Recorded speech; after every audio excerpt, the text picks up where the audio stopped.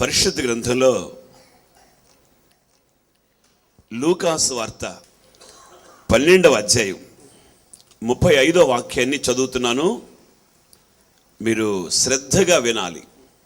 మీ నడుములు కట్టుకొని ఉండుడి, మీ దీపములు వెలుగుచుండనీయుడి. ఇది యేసు ప్రభు చెప్పిన మాట. రెండు ప్రాముఖ్యమైన విషయాలు ఉన్నాయి. ఒకటి, మీ నడుములు కట్టుకొని ఉండుడి. రెండవది, మీ దీపములు వెలుగుచూ ఉండనివ్వండి. రెండు ప్రాముఖ్యమైనటువంటి అనుభవాలు ఈ వాక్యంలో మనం చదువుతున్నాం. మన కొరకు ఇక్కడ గ్రంథస్థం చేయబడింది. ఈ రెండు విషయాల్లో ఒక విషయాన్ని ఈరోజు మనం ధ్యానం చేద్దాం. నడుములు కట్టుకోండి అని. నడుములు ఎందుకు కట్టుకోవాలి, దేంతో కట్టుకోవాలి? పరిశుద్ధ గ్రంథంలో మనం చదువుతూ వెళితే నడుం కట్టుకోండి అని దేవుడే మోషే అహరోనుతో చెప్పాడు. మన పితరుల కాలంలో, మన పితరుల రోజుల్లో, మన పితరులు ఐగుప్తులో 430 సంవత్సరాలు బానిసలుగా ఉన్న రోజుల్లో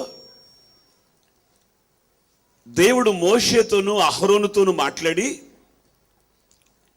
ఐగుప్తు అనే కాడి క్రింద, ఐగుప్తు దాసత్వంలో ఈ రోజు మాత్రమే మీరు ఉంటారు.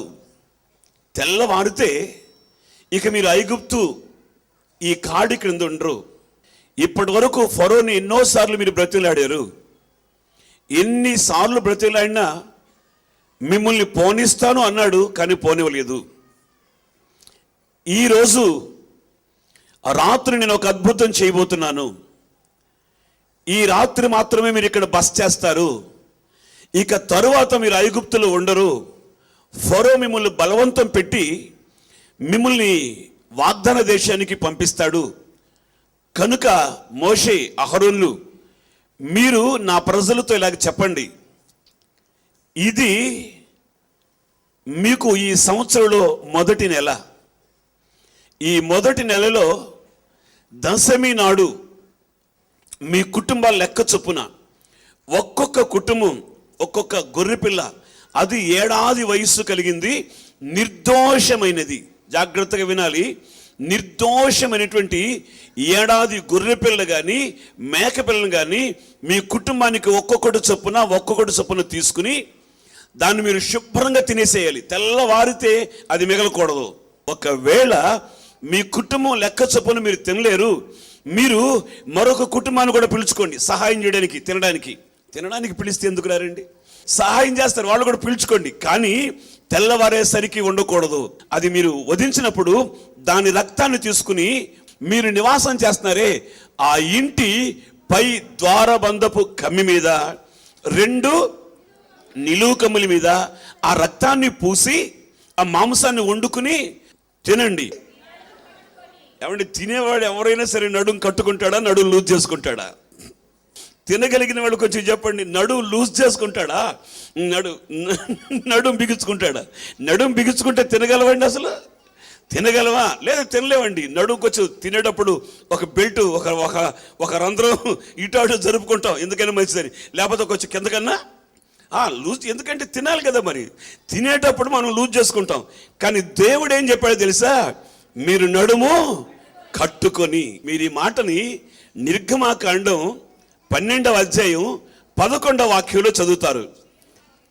మీరు దానిని తినవలసిన విధం ఏదనగా మీ నడుం కట్టుకొని, మీ చెప్పులు తొడుగుకొని, మీ కర్రలు చేత పట్టుకుని త్వరపడుచు దానిని తినవలెను.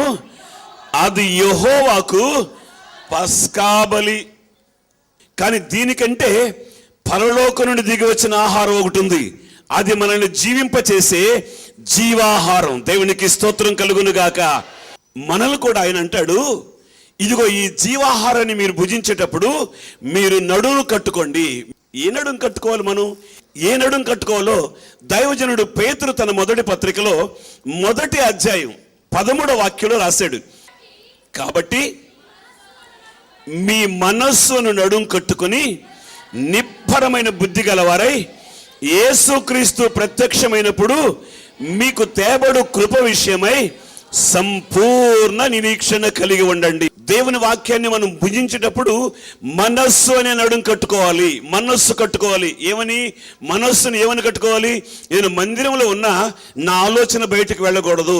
నేను మందిరంలో ఉన్నాను, నా దృష్టి అటు ఇటు పోకూడదు. నేను మందిరంలో ఉన్నాను, నా చెవులు ఆ మాటలు ఈ మాటల మీద పెట్టకూడదు. నేను మందిరంలో ఉన్నాను, నా కొరకు పరలోకం నుండి దిగి వచ్చే ఈ జీవాహారాన్ని నేను భుజిస్తాను. ఈ మనస్సు, ఈ పట్టుదల, ఈ ప్రతిజ్ఞ, ఈ తీర్మానం ఇక్కడ ఉండాలి. ఈ జీవాహారాన్ని మనం భుజించేటప్పుడు మన మనస్సు ఎక్కడ లేకుండా, మనిషి మాత్రం ఎక్కడుండి మనస్సు ఎక్కడ లేకపోతే ఎంతసేపు ఈ దేవుని వాక్యాన్ని బోధించినా కేవలం నిష్ప్రయోజనం, ఎందుకు పనికిరాదు. కనుక మనస్సు అనే నడుం కట్టుకోవాలి. మందిరంలో ఉన్నావు, జాగ్రత్త. మందిరంలో ఉన్న నీతో ఒక సేవకుడిగా నేను చెబుతున్నాను, మనస్సు అనే నడుం కట్టుకోవాలి. మందిరంలో ఉండి మనస్సు అటు ఇటు పారేసుకోవద్దు, మనస్సు అటు ఇటు మళ్ళించొద్దు. నీ మనస్సు జీవంగల దేవుని వాక్యాన్ని భుజించాలి. పరిశుద్ధాత్మ దేవుడు నా కోసం ఏ సంగతులు మాట్లాడతాడు, ఏ విషయాలు నాకు బోధిస్తాడు, ఏ విషయాలు నాతో మాట్లాడతాడు. ఈరోజు నా పరిస్థితులు ఆయనకి తెలుసు. నన్ను బలపరచుటకు, నన్ను ధైర్యపరచుటకు, నన్ను స్థిరపరచడానికి ఆయన ఏం మాట్లాడతాడో వినాలి అని వాక్యం మీద మనస్సు పెట్టాలి.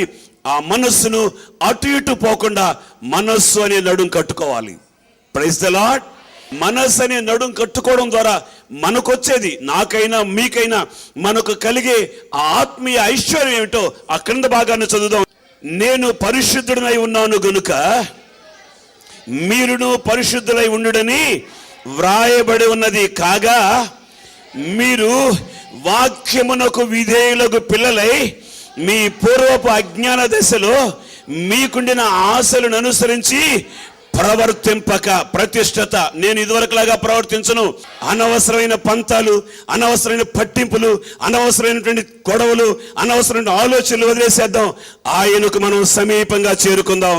ఆయన్ని కలుసుకోవాలని, ఆయన్ని చేరుకోవాలని, ఆయన్ని మనసారా చూసుకోవాలని ఒక తీర్మానం కలిగి మనస్సును కాపాడుకుందాం, మనస్సును కట్టుకుందాం.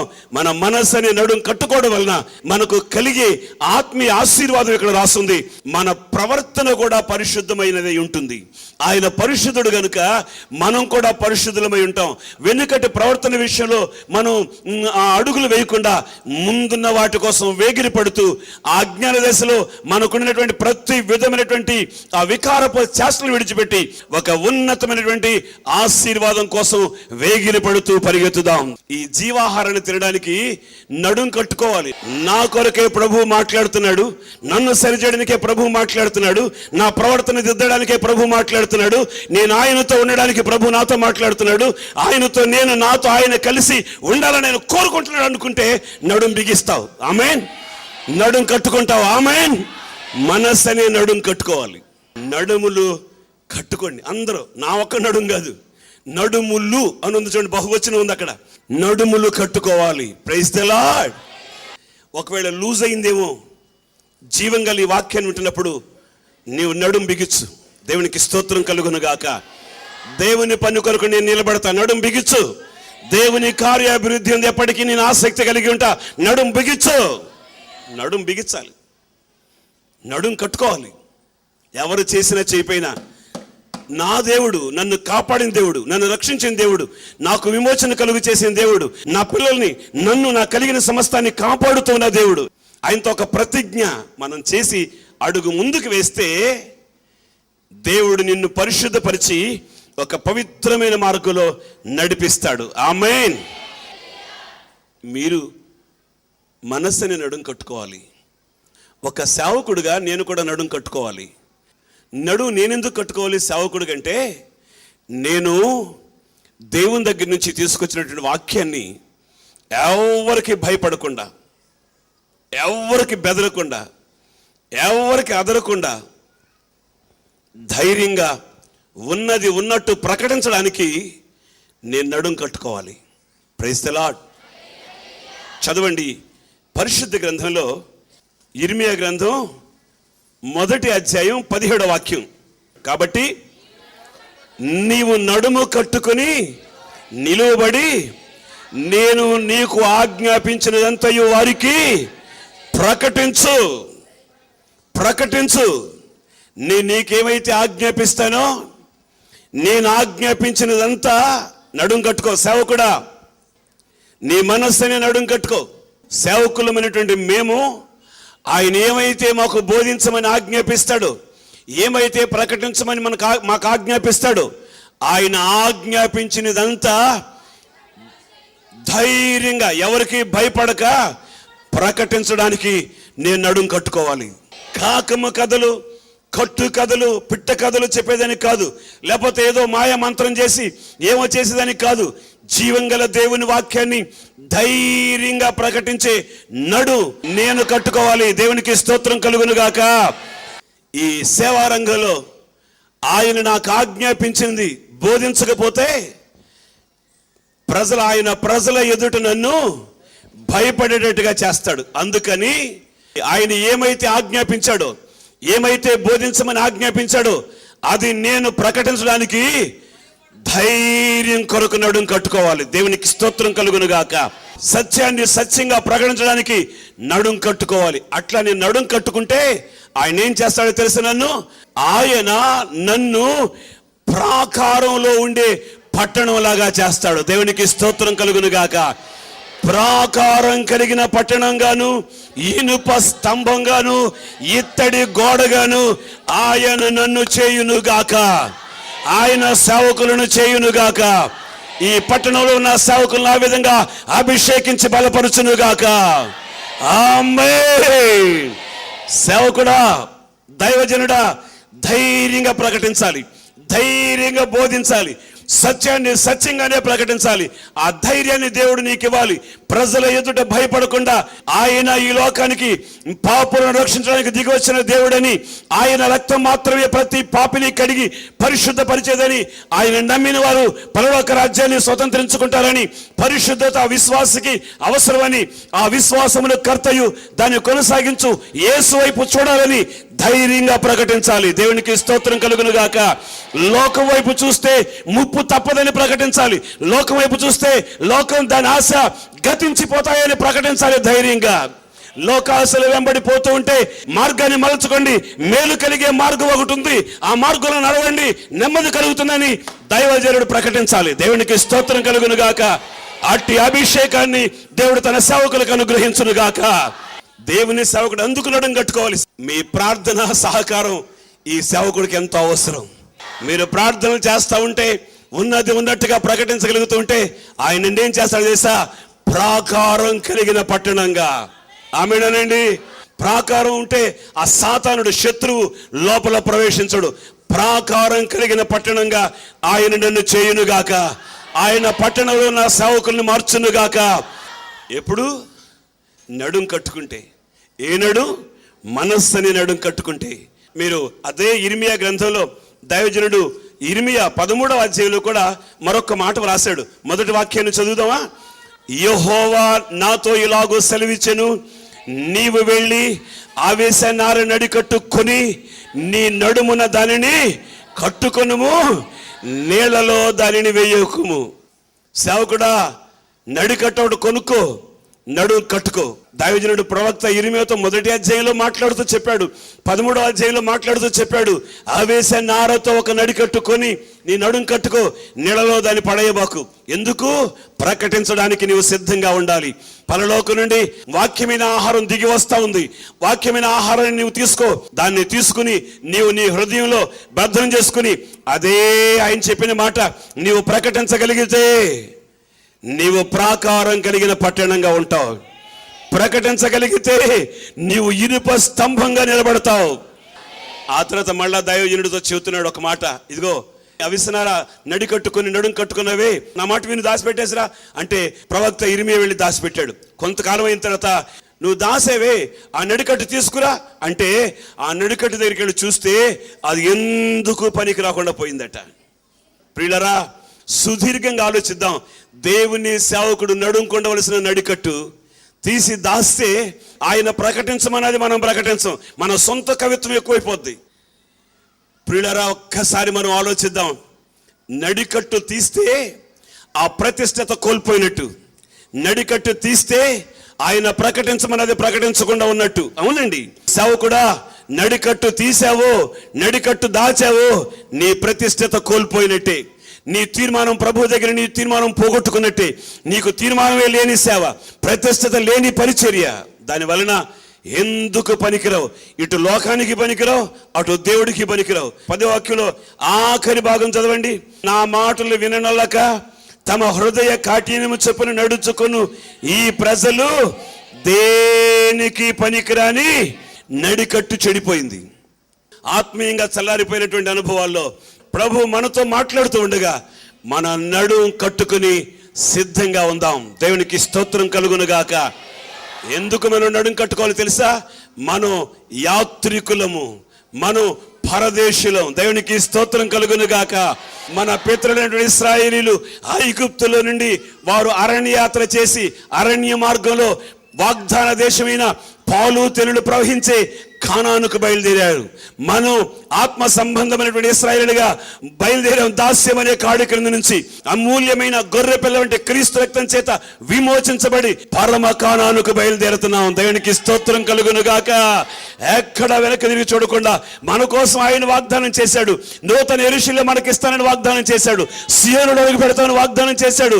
ఆ పరమ కానానుకు మనం యాత్ర సాగిద్దాం. కనుక మనం నడుం కట్టుకుని త్వరగా ఆ జీవాహారాన్ని కడుపు నిండా తిందాం. ఆమేన్. పరమ కానానుకు మనం చేరుకునే వాళ్ళం. మనం యాత్రికులం. మనం ఇప్పుడు యాత్ర చేస్తున్నాం. యాత్రలో కొన్ని మజిలీలు ఉంటాయి. కొన్ని మజిలీలు కొంచెం ఇబ్బందికరంగా ఉంటాయి. కొన్ని మజిలీలు సునాయాసంగా ఉంటాయి. ఎట్లా ఉన్నా మన గమ్యం, మన గోల్ మనం చేరుకుంటాం.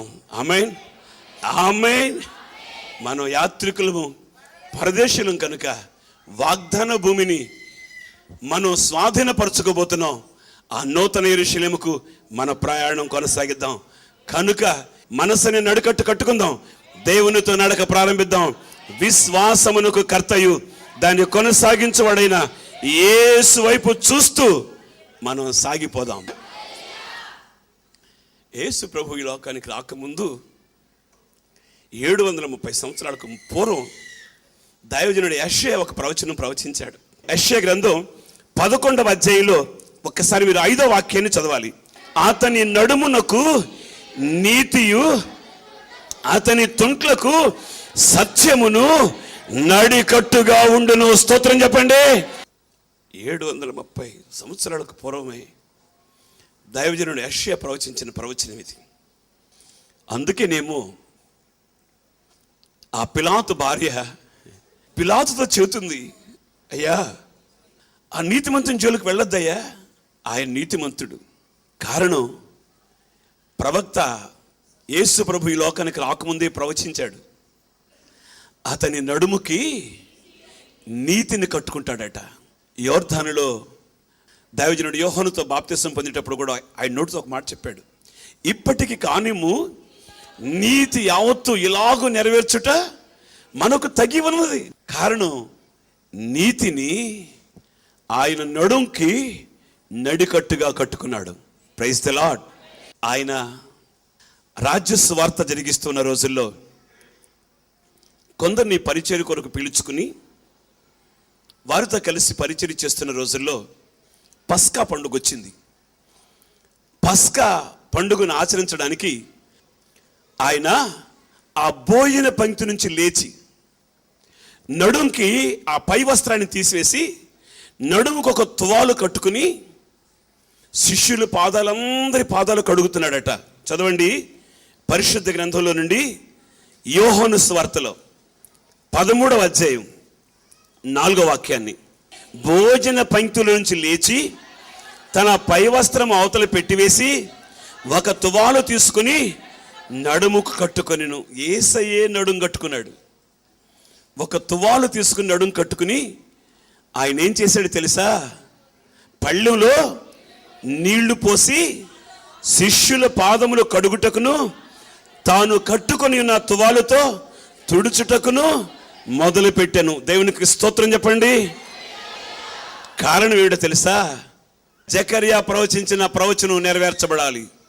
ఆయన దేవుడయుండి, ఆయన పరిశుద్ధుడయుండి, ఆయన మాట చేత సమస్తమును సృష్టించిన సృష్టికర్తయుండి, ఆయన త్రిత్వమైన దేవుడయుండి, ఆయన నడుముకి తువాలు కట్టుకుని నడికట్టు వేసుకుని శిష్యులు చేపలు పట్టుకునేవాళ్ళు, విద్య లేని వాళ్ళు, తెలివి లేని వాళ్ళు, మాట్లాడటం చేతగాని వాళ్ళు శిష్యుల పాదాలు అంటే తనను తాను ఆ తగ్గింపు జీవితాన్ని, దేవునికి స్తోత్రం కలుగునుగాక, మనం కూడా ఈ క్రమంలో పాలు పొందుదాం. ఆయన నడుముకి తువాలు కట్టుకుని శిష్యుల పాదాలు కడిగి తాను కట్టుకున్న ఆ తువాలుతో ఆ పాదాలు తుడిచాడు. దేవునికి స్తోత్రం కలుగునుగాక. తగ్గింపు జీవితం ప్రియులారా, ఆయన మన ఎదుట మన కొరకు ఒక మాదిరి ఉంచిపోయాడు. దేవునికి స్తోత్రం చెప్పండి. ఆయన్ని కలిగిన మనస్సు మనం కూడా కలిగి ఉందాం. ఆయన కలిగిన దీనత్వం మనం కూడా కలిగి ఉందాం. ఆయన పరిచర్యలో మనం కూడా పాలు పొందుదాం. ఆయన తగ్గించుకున్న అనుభవంలో మనం కూడా తగ్గించుకుందాం. మనం ఈ పరిచర్య కొరకు నడుం కట్టుకుందాం. ఆమేనండి. దేవుడు నీకు ఏ పరిచర్య అప్పగించాడో, నీ పరిచర్య ఏమిటో, నీకు అప్పగించిన పరిచర్యను విస్మరించకుండా నేనెందుకు చేస్తాననుకుండా నువ్వు నిర్లక్ష్యం చేసావంటే నీ నడుం లూజ్ అయిపోయింది. ప్రియులరా, పరిచర్య నానా విధాలుగా ఉంది. ఈ పరిచర్యలో ఏ భాగం దేవుడు నీకు ఇచ్చినా ఆ పరిచర్యలో నమ్మకంగా ప్రతిష్ఠిత కలిగి దేవునికి స్తోత్రం కలుగును గాక. అయ్యా, నీవు నాకు ఇచ్చిన పరిచర్య, ఒకవేళ పాటలు పాడే పరిచర్య అయితే పాటలు పాడే పరిచర్య, వాయిద్యాలు వాయించే పరిచర్య అయితే వాయిద్యాలు వాయించే పరిచర్య, ప్రకటించే పరిచర్య అయితే ప్రకటించే పరిచర్య, జనాన్ని సమకూర్చే పరిచర్య అయితే సమకూర్చే ఏ పరిచర్యలనైనా అయ్యా నేను ప్రతిష్ఠిత కలిగి ప్రతిష్ఠితాన్ని నడుం కట్టుకుంటానయ్యా. కట్టుకుని నడుం బిగించుకుని నీ కొరకు ఈ పరిచర్యలో నేను సాగిపోతాను అని మనం తీర్మానించుకుందాం. ఆయన నీ నడికట్టును బిగించునుగాక, నీ పరిచర్యను నీ ప్రతిష్ఠతను ఆశీర్వదించునుగాక. మోకరించని ప్రార్థన చేసుకుందాం. నడుములు కట్టుకుని ఉందాం. పరిచర్యలో కొనసాగిపోదాం. ఆత్మ దాహం కలిగి ఉందాం. ఆయన సేవకులు నడుం కట్టుకోవాలి. ఆయన కూడా నడుం కట్టుకున్నాడు. ఆయన దీనత్వం కలిగి నడుం కట్టుకున్నాడు. తగ్గించుకుని నడుం కట్టుకున్నాడు. ఆ తువాలుతో కడిగిన పాదాలను తుడిచాడు ఆయన. మనం కూడా ఈ పరిచర్యలో ఆయన మనకి ఏం పరిచర్య అప్పగించాడు, ఆయనే తగ్గించుకుని పరిచర్య చేశాడు. దేవుడు నీకు అప్పగించిన పరిచర్య, దేవుడు నీకు ఇచ్చినటువంటి ఆ తలాంతు, దేవుడు నీకు ఇచ్చినటువంటి కృప, దేవుడు నీకు ఇచ్చినటువంటి ప్రతిష్టత, దేవుడు నీలో ఉంచిన తీర్మానం, నువ్వు వమ్ము చేయొద్దు. నడికట్టు లూజ్ చేసుకోవద్దు. నడువులు కట్టుకోవాలి. ప్రేమగల తండ్రి, ప్రభువా నీకు స్తోత్రం చెల్లిస్తున్నాను. మీ బిడ్డలో జీవం గల మీ వాక్యాన్ని విని దైవజనుడు పౌలు చెప్పినట్టుగా సత్యమనే దట్టిని మా నడుం కట్టుకుని నీతి అనే మైమరు మేము తొడుక్కుని అడుగులు వేస్తూ నిత్యత్వంలో నిన్ను చేరుకునేంత వరకు మా ఈ ప్రతిష్టత, మా ఈ తీర్మానం స్థిరపరిచి నడిపించమని నజరేయుడైన యేసు నామములో ప్రార్థన చేసి వేడుకొనుచున్నాము తండ్రి. ఆమేన్. మన ప్రభువైన యేసు క్రీస్తు కృప, మన తండ్రి అయిన దేవుని ప్రేమ, పరిశుద్ధాత్మ దేవుని దీవెన, ఆశీర్వాదాలు మనసుని నడుం కట్టుకోవాలని, పరిచర్యలో భాగస్థులం అవుతామని తీర్మానించుకుని చేతులు మీ వైపు చూపుతున్న మీ బిడ్డలకు ఆయన కృప సదా తోడై ఉండును గాక. ఆమేన్, ఆమేన్, ఆమేన్. అందరికీ వందనాలు. మన ప్రభు అయిన యేసు క్రీస్తు నామములో ఈ టెలివిజన్ కార్యక్రమాలు వీక్షిస్తున్నటువంటి మీ అందరికీ మా హోసన్న మినిస్ట్రీస్ తరపున హృదయపూర్వకమైనటువంటి వందనాలు. హోసన్న సందేశాలనే ఈ మా కార్యక్రమాలు మీ ఆత్మీయ జీవితానికి ఎంతో ఆశీర్వాదకరంగా ఉన్నాయని మేము తలంచుచున్నాం. ఈ కార్యక్రమాల ద్వారా మీరు ఆత్మీయమైనటువంటి ఆశీర్వాదాలు మేలులు పొందినట్లయితే మాకు తెలియచేయండి. మీతో కూడా మేము సంతోషిస్తాం. అదే సమయంలో మీ ప్రార్థన అవసరాలు ఏమైనా ఉంటే ఈ స్క్రీన్ మీద కనబడుతున్నటువంటి నంబర్కి మీరు ఫోన్ చేసి మీ ప్రార్థన అవసరాలు చెప్పొచ్చు. మీ ప్రార్థన అవసరాల కొరకు మేము ప్రత్యేకంగా ప్రార్థన చేస్తాం. హోసన్న ఆరాధనలు ఏలూరులో ప్రతి ఆదివారం ఉదయం 8:30 గంటల నుండి 10:30 గంటల వరకు జరుగుతుంది. ఆ ప్రాంతానికి మీరు ఎప్పుడైనా వచ్చినప్పుడు ఆ దగ్గరలో ఉన్న మీ బంధువులకు తెలియచేయండి, వారిని ప్రోత్సాహపరచండి. ఏ ప్రార్థనా మందిరానికి ఆరాధనకు వెళ్ళకపోతే ఈ మా ప్రార్థనా మందిరానికి మిమ్మల్ని ఆహ్వానిస్తున్నాము. అదేవిధంగా గుడివాడలో కూడా హోసన్న ప్రార్థనా మందిర్లో ఆదివారం ఉదయం 10:30 గంటల నుండి 1 గంట వరకు ఆదివారం ఆరాధనలు జరుగుతాయి. ప్రతి నెల ఆఖరు రోజు రాత్రి గుడివాడ హోసన్న ప్రార్థనా మందిరంలో సంపూర్ణ రాత్రి ఉపవాస ప్రార్థన జరుగుతుంది. ఈ ప్రార్థనలు అనేక మంది రోగులు, బలహీనులు, ఆయా సమస్యల చేత పీడించబడుతున్న వారు వచ్చి ప్రార్థనలో పాలు పొంది ఇప్పటికే మేలులు పొందుతున్నారు. మీదైనా సమస్య లేకపోతే ఇది ఏ విషయమైనా ఆ ప్రభువుతో పోరాడే అనుభవం ఇక్కడ ఉంటుంది కనుక మీ సమస్యల కొరకు ప్రార్థన చేస్తాం. ఒక రాత్రి ప్రార్థనలో పాలు పొందండి, మీరు మేలు పొందుతారు. ఈ టెలివిజన్ కార్యక్రమాలు చూస్తున్న ప్రేక్షకులకు ఒక ప్రత్యేకమైనటువంటి విన్నపం. ఈ టీవీ పరిచర్య కొరకు అలాగే సంఘ పరిచర్య కొరకు మీరు ప్రార్థన చేయాలని, ప్రార్థన చేస్తూ ఉంటారని ఆశిస్తున్నాను. ప్రభు అయిన యేసుక్రీస్తు నామములో మీకు వందనాలు తెలియజేస్తున్నాను. దేవుడు మిమ్మల్ని ఆశీర్వదించును గాక.